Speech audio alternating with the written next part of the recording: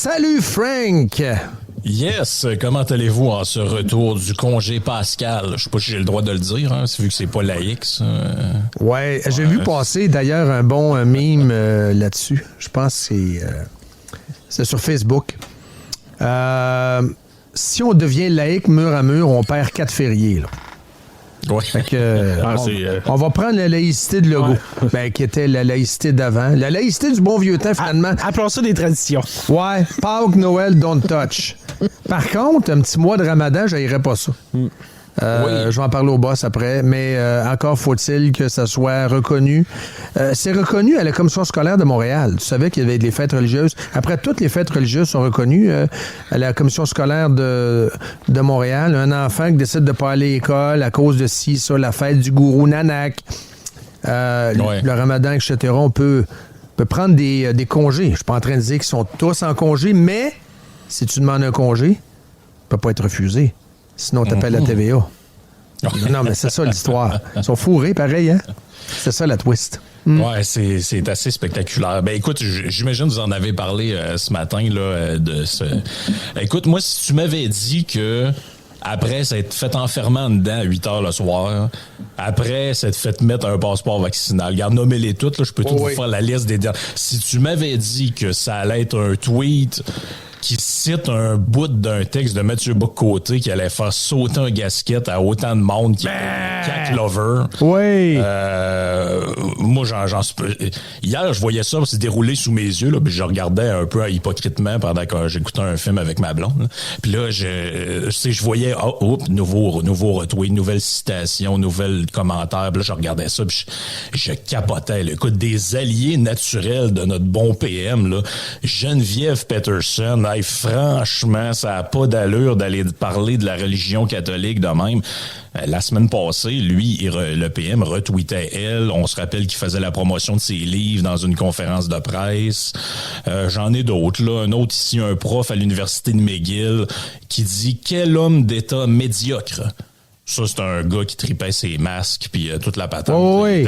La CAQ qui était ça. Ils sont-tu écœurants, eux autres, la gestion de la pandémie? Là, j'en ai un autre ici, un sociologue. Je suis allé voir, un autre confineur. C'est la religion catholique, ça a engendré le racisme, l'homophobie, la mise. Non, ça n'existait pas ailleurs. Ça. Aux autres places qui n'étaient pas catholiques, les gens n'étaient pas misogynes, n'étaient pas homophobes, il n'y avait rien de ça. Même Gerald Butts, l'ami de Trudeau, le Gerald Butts, lui, il dit c'est une drôle de vision de la laïcité, son affaire, là. Lui, après ça, qu'est-ce que j'ai d'autre? Yasmine Abdel-Fadel, que j'aime bien aussi par ailleurs, qui dit, elle aussi, elle trouve que ça n'a pas de bon sens. C'est vrai, Frank, que ça n'a pas de bon sens, mais là n'est pas le point. Là n'est pas le point, c'est que... Puis... je me suis amusé, là, en fin de semaine, là, je suis allé relire les journaux d'il y a 3 ans, à la même date. C'est hallucinant ce qui s'est passé. Mais on a oublié des choses. C'est hallucinant. Entre autres, les appels à la délation, la police qui débarque dans des parcs. Il y a des villes qui ont fermé des parcs. Et la bombe n'a pas été le premier. Oui. Mais ça s'est pas soulevé. Ça s'est écrasé. Donc, on s'est écrasé quand on nous a fait avaler la pire bullshit liberticide, mais là, on se soulève par rapport à... à quelque chose qui n'existe plus. Tu sais, je veux dire, la religion n'a plus d'emprise. Ceci étant dit, le tweet crève pas par rapport. Par contre, Frank, ça là-dessus, on va se le dire. Parce que le gars, 48 heures avant, il dit que ça n'a pas de bon sens, les salles de prière, mais il va dire ça. Il peut juste fermer sa gueule, prendre son café. Il n'a pas pris de café quand il a fait le tweet. Il n'y a pas d'allure, là, le tweet. Là. C'est sûr que ça aurait peut-être été mieux qu'il parle à Bernard Drinville avant d'écrire son tweet. Voilà. C'est juste ça. Ça fait pas... Non, c'est sûr que ça fait pas très sérieux, là, on va se le dire. On le sait qu'il tripe bas côté, là. Les deux fantasmes. C'est le soir, ils lisent le budget de l'an 1, bien, regarde, ça va marcher, puis regarde, ça va marcher, hein, regarde, ça va marcher. On aurait notre armée avec des marguerites, ses carabines, puis ça va marcher. On serait les meilleurs de la Terre, etc. C'est deux... il y en a plusieurs là, dans ce groupe-là qui fantasment. Ils ont le droit, en passant, de fantasmer sur le pays. C'est juste qu'à un moment donné, on tombe dans une sorte de délire. Là. Je pense que Frank n'est plus là. Il est plus là? Il faudrait l'appeler. Ah, ça vient de tomber. Mon ordinateur vient de tomber. Oui? Ton ordi vient de tomber au complet? Ouais.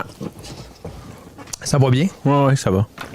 On l'appellera. Mais effectivement, les gens qui sont outrés n'ont pas été outrés par rapport à des choses qui étaient essentiellement graves. Ce qu'il a dit, ça n'a pas rapport, mais c'est grave. Tu sais, je veux dire, c'est pas grave. Tu sais, il exprime une forme de nostalgie. Et s'il parle du patrimoine, effectivement, on est rattaché au patrimoine catholique. Mais de vanter le patrimoine en mentionnant qu'on est un exemple continental de solidarité, c'est là qui fait fausse route. J'ai copié en passant pour les besoins de la discussion l'excellent tweet de Yann Sénéchal avec les chiffres sur le fait qu'on est radin. Je donne les chiffres vite de même, les dons de charité. Québec, 951 millions. L'Ontario, plus de 4 milliards. T'sais, ça vous démontre à quel point... T'sais, on peut pas jouer là-dedans. Là. J'aime pas quand on joue là-dedans. On est les meilleurs au monde. On est les plus propres, les plus verts, les plus généreux, les plus brillants. Ah, on inventait ça, nous autres, hein? Les autres l'ont pas inventé. Tu t'en vas sur le web, au bout de 10 minutes, ça a été inventé à Malaisie. On peut pas jouer dans ce film-là. Frank, t'es-tu là? Yes, I'm here. OK, ça a lâché pour une raison que j'ignore, là, malheureusement. Ben oui, écoute, là, c'est l'intervention divine qui est arrivée. Voilà, c'est ça. Exactement. Les voix du Seigneur sont impénétrables, mon cher. Des pinces Monseigneur, c'est le cas de le dire. C'est des pinces Monseigneur qui ont coupé le câble. Tu sais, quand Legault dit « on est les meilleurs, on se distingue à l'échelle continentale », ça, je déteste ça. Tu pouvais écrire des affaires de même en 72 quand t'avais pas le web. Mais là, on a le web. Et on se rend compte que on est un modèle pour fucking nobody. Il n'y a personne qui copie le modèle québécois à nulle part sur la boule. Ben écoute, si les gens là, veulent lire un classique, peut-être beaucoup de gens l'ont lu puis ils le connaissent, mais le fameux classique de Jacques Bouchard, les 36 cordes sensibles des Québécois, oui. Si vous avez un livre à lire sur le Québec, c'est lui, là. À l'intérieur, ça parle de... Vous allez tellement vous reconnaître là-dedans, là, comme Québécois. Là-dedans, on parle de tout. On parle du côté mystique des Québécois. On parle de notre fatalisme. C'est quoi le fatalisme? C'est la fameuse phrase « qui aurait fait mieux » ou encore... Quelle autre phrase aussi qu'on entend souvent? Construire un avion en plein vol. Ouais, construire un avion en plein vol. Ou bien, oui, quelle autre phrase aussi que tu te fais dire souvent quand tu te dis « Ouais, mais... ça n'a pas d'allure, telle affaire. » Qu'est-ce qu'on te répond? Ouais, mais qu'est-ce que tu veux que je fasse? Ben ça, c'est le typique fatalisme des Québécois. T'en as un autre aussi, le fameux « ça va bien aller » qu'on a vu dans les fenêtres des maisons, là. Ben oui, ben ça, justement, tu m'enlignes sur le prochain point. Le prochain point, c'était l'esprit moutonnier. C'est pas moi qui l'ai inventé, c'est vraiment écrit dans le livre. Oui, dont la nouvelle mouture a été réécrite d'ailleurs par Jacques Nantel des HEC et Jean-Marc Léger. Ouais, je sais que Jean-Marc Léger, vous l'aimez peut-être pas, là, mais quand même, il dit là-dedans, les Québécois sont moutonniers et ils sont intolérants par rapport aux immigrants. Oh! Ben oui, t'as un des points justement dans la première mouture qui s'appelle justement ça fait partie de l'héritage catholique, c'est le point sur la xénophobie. Donc ça, c'est pas moi qui l'ai inventé, là, ça a été écrit dans les années 70, ce livre-là. Mais tu sais, dans le texte de Bock-Côté, ce qui est ça montre qu'on a vraiment un problème au Québec avec notre comment je pourrais dire ça, avec notre passé, puis on a un malaise avec notre passé, parce que qu'est-ce que dit Bock-Côté dans son texte? Tout le monde réagit au tweet du PM. D'ailleurs, le tweet du PM, il a juste copié-collé une des phrases de l'article. Donc, je ne sais même pas s'il met. Partons du principe que c'est lui qui l'a fait, puis qui est d'accord avec ce qu'il a fait. Là. Mais ce qui écrit Bock-Côté dans le texte, c'est qu'il dit la société québécoise est une société avec des tares. Là. On pourrait dire une société tarée si on était le Doc Mayou, mais gardons l'expression avec des tares.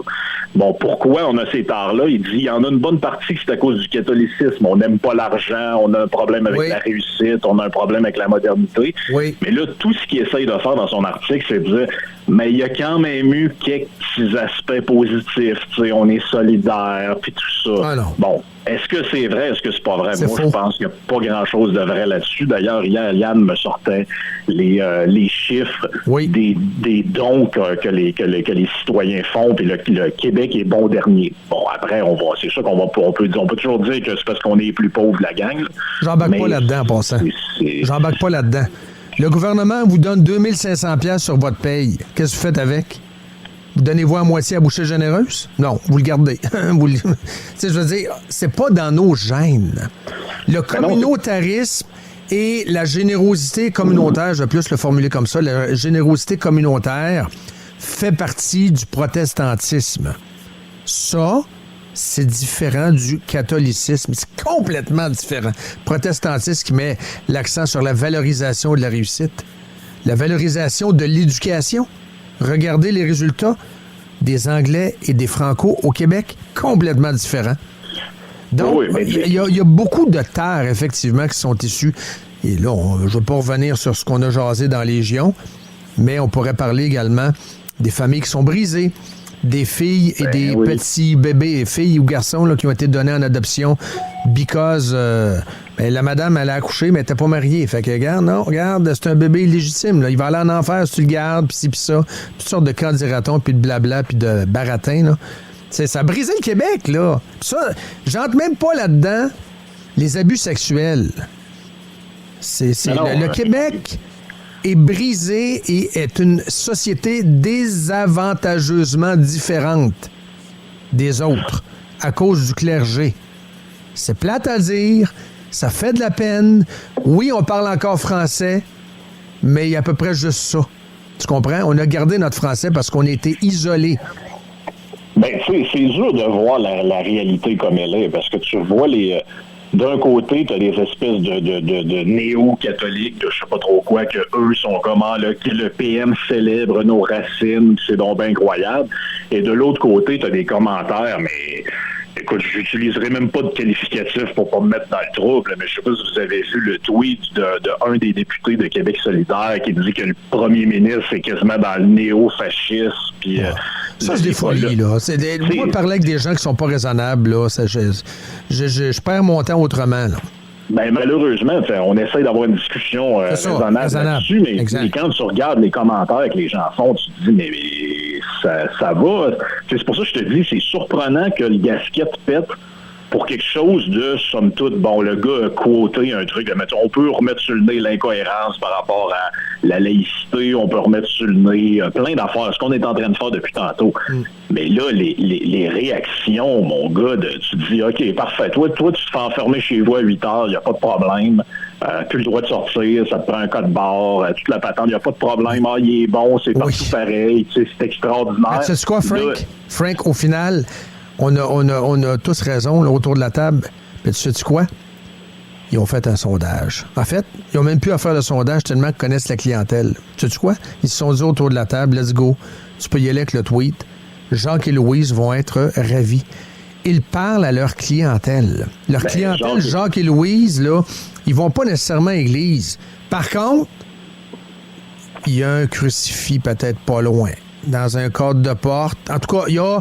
Ma tante Suzanne, quand elle est morte, il y a un rameau. Tu sais, tu comprends? Il y a le fond qui est là. Quand il y a une tragédie dans un village, les gens se réunissent à l'église. Ils vont pas le reste de l'année. Le réflexe est là, le réflexe national. Et la CAQ nous connaît plus qu'on se connaît nous-mêmes. Lui, là, nous autres, on ergote en ondes. Mais lui et sa gang, un matin, hey, regarde, on a scoré fort. Jacques et Louise, sondage, autour de la table dans le politburo un matin, 72% ont trippé. Jacques et Louise ont trippé à fond. Ils ont dit, il a raison, notre Frankie, d'amour. Ben oui, puis c'est perçu probablement par ces gens-là comme un espèce d'acte de courage, là, dans le fond. Ah oui, il lui dit là, aux étrangers là, que c'est catholique. Là, il lui dit là, à ceux qui veulent prier là, qu'on est ici. Ben oui, c'est ça. C'est à nous autres, le Québec. On comprend qu'en arrière de ces propos-là, il y a une religion qui est visée, on se le cachera pas. Là. Comme il y a un type de Québécois qui est visé. Ça, trop souvent, là, ça me fait de la peine à le dire, là, mais un Wilson de Beaconsfield est pas aussi québécois qu'un Tremblay du Saguenay. Tremblay du Saguenay, médaille d'or. Oh boy, OK, m'a tweeté ça avec des étoiles, des émoticons. Jordan Wilson qui parle pas français, Baie d'Urfé, Montréal. Ouais. Ben oui, mais c'est quand la dernière... Tu comprends? Ben oui. C'est quand la dernière fois que t'as entendu le grand pianiste québécois Oscar Peterson, le grand chanteur québécois Leonard Cohen. Ben voilà. T'entends jamais ça. Rufus Wainwright, qui en a plein. des Anglos. Mais des fois, la gang se sent obligée, par exemple, quand c'est devenu méga phénomène, comme, comment il s'appelait le gars qui chantait Alléluia, là? Léo Cohen. Léo Cohen, Leonard Cohen. Là, c'est devenu méga, là. Si t'es pas dans la photo, t'as l'air d'un câble. Quand le reste du monde en parle, on embarque dans notre gang. Si le New York Times en parle, là, t'as comme pas le choix, là, mais mettons que c'est un phénomène différent ou un peu... Ben, Hughes, quand il a été nommé, un gars de Beaconsfield, pareil, le DG du Canadien, il est content. Ben oui. C'est un Québécois. Ouais, mais il avait quitté le Québec depuis une secousse. Il n'a jamais été félicité. On fait ça avec Madonna, les frères Bossa, puis Kamala Harris. Ouais, c'est le contraire. C'est donc bizarre. Mais ça, c'est un phénomène de conquis. Ça, c'est le phénomène du conquis pogné colonisé. Hey, Kamala, était contente? Bienvenue chez vous, Kamala Harris. Le gars, il avait dit ça. Jusqu'à temps qu'on sorte des extraits de sa biographie qui nous confirment qu'elle a détesté à mourir Montréal à cause notamment de la météo parce que sa mère était prof à McGill. Le gars, il avait retiré son tweet. Il l'avait retiré. Ben oui. Ben non, mais tu sais... On est bizarre.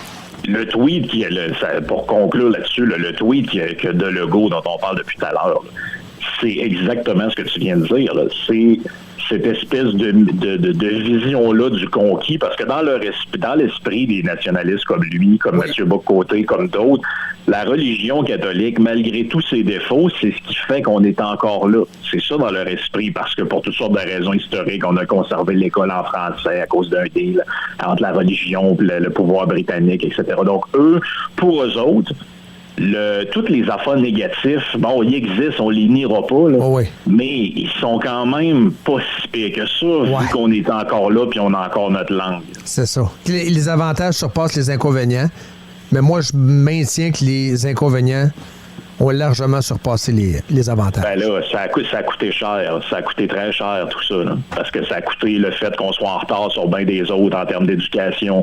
Ça a coûté le fait qu'ici, les femmes ont eu le droit de vote plus tard. Bon, regarde, je peux te faire la liste, c'est très longue. Là. Ça a coûté très cher, ce système-là. Bon podcast avec Yann. Bonne semaine, Frank. Salut, bye. Ciao. Yann and Frank. On écoute ça. Yann and Frank.